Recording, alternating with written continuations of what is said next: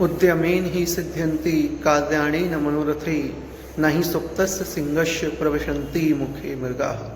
अर्थात उद्यम करने से ही कार्य की सिद्धि होती है, कार्य में सफलता मिलती है।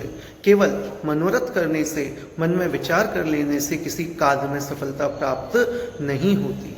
जिस प्रकार कोई सोते हुए सिंह के मुख में हिरण स्वयं प्रवेश नहीं करता, अगर किसी शेर को भूख लगी हुई है तो उसे अपनी निद्रा को त्याग करके और अपने साहस का परिचय देते हुए अपने शिकार को स्वयं उसे प्राप्त करना होता है।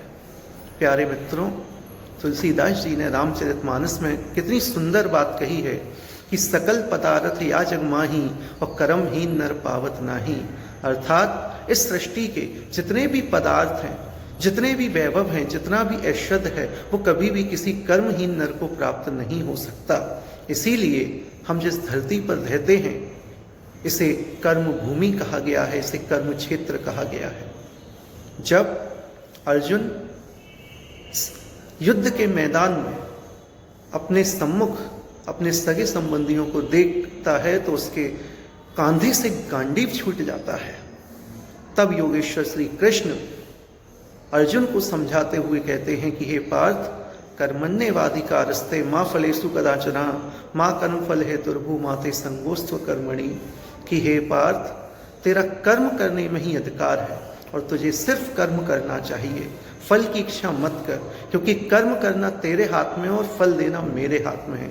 और यही बात मैं आप सबसे भी अनुरोध करूंगा कि यह जो जगत है, इस जगत में ईश्वर ने जब हमें जन्म दिया है तो हम अपने कर्मों से उस वैभव को प्राप्त करें, उस ऐश्वर्य को प्राप्त करें, अपने माता पिता का नाम इतना ऊंचा करें कि जगत में वो एक श्रेष्ठ माता पिता कहलाएं और हम सभी एक श्रेष्ठ पुत्र और पुत्रियां कहलाएं।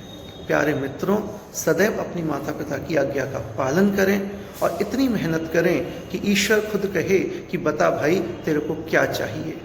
तो आपके कर्मों में वो शक्ति है, आपके दृढ़ संकल्प में वो शक्ति है, आपके आत्मविश्वास में वो शक्ति है कि वो आपको आसमान छूने से नहीं रोक सकती है। इसीलिए मेरा अनुरोध है सभी मित्रों से कि प्यारे मित्रों, आप सभी अपने कर्म को बलिष्ठ कीजिएगा, अपने मन को बलिष्ठ कीजिएगा और इतनी मेहनत कीजिएगा कि सफलता स्वयं आके आपके चरणों में आपके कदम चूमने लगे। धन्यवाद।